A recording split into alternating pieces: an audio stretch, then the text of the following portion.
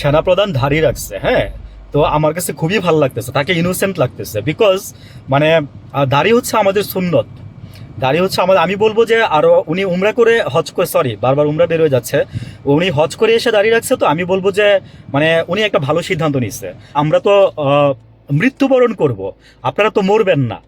আপনারা তো মরবেন, মানে আপনারা বিশ্বাস করেন যে পরজন্মে আবার জন্মাবেন।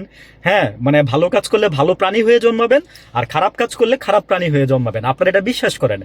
আর আপনারা আগুনে আপনাদের নিজেদেরকে বশীভূত করে দেন যেন আপনাদের বিচার না হয়, এটা আপনারা এগুলো আপনারা বিশ্বাস করেন। তা আমরা তো আপনাদের মতো না, আমরা মনে করি যে আমাদের ভালো মন্দ দুইটা কাজেরই বিচার হবে। আমরা কালেমা, নামাজ, জাকাত, হজ, রোজা এই জিনিসগুলো আমাদের ধর্মে আছে। আমাদের এই যে ইসলামের 5টা মূল স্তম্ভ, এর মধ্যে আমাদের সেনাপ্রধান উনি হজে গেছে, উনি একটা ফরজ কাজ করে আসছে। এখানে নিয়ে আলোচনা বা সমালোচনা করার আপনাদের কিচ্ছু নাই। আপনারা তো উদ্বিগ্ন কেন আমাদেরকে নিয়ে?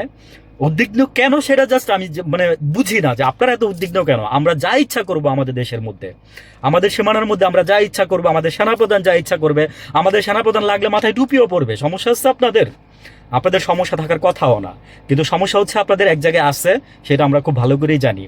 কারণ আপনারা যে কিরকম একটা অপরিচ্ছন্ন, থাক আর বললাম না, আমাদের সেনাপ্রধানকে অপরিচ্ছন্ন বলছেন না, আমাদের সেনাপ্রধান অনেক ভালো।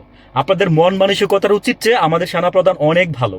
আমাদের সেনাপ্রধান বলে নাই যে আমরা গাঁজা বানাই ফেলবো, আমাদের সেনাপ্রধান বলে নাই যে আমরা ওই জমি কিনে এই করে ফেলবো সেই করে ফেলবো।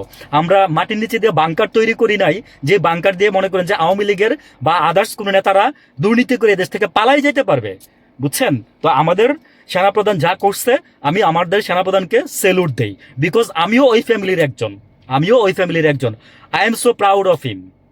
আর হচ্ছে আমাদের সেনাপ্রধান, হ্যাঁ, ভালো মন্দ দোষে গুণে মানুষ, উনি কিছু ভালো কাজ ওনার মানে আছে, খারাপ কাজও আছে। তবে উনি হচ্ছে হাসিনার আত্মীয় বলে, মানে ঘোরায়া পেঁচায় আত্মীয় আর কি, একদম সরাসরি যে ব্লাডের কেউ সেটা কিন্তু না।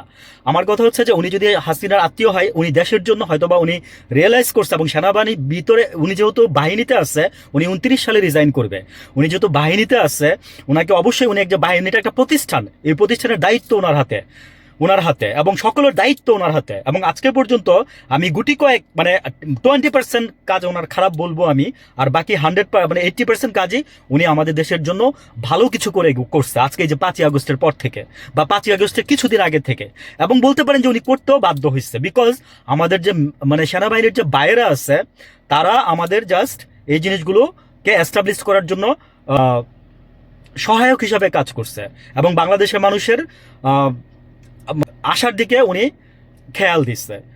ভালো থাকবেন সবাই, আসসালামু আলাইকুম।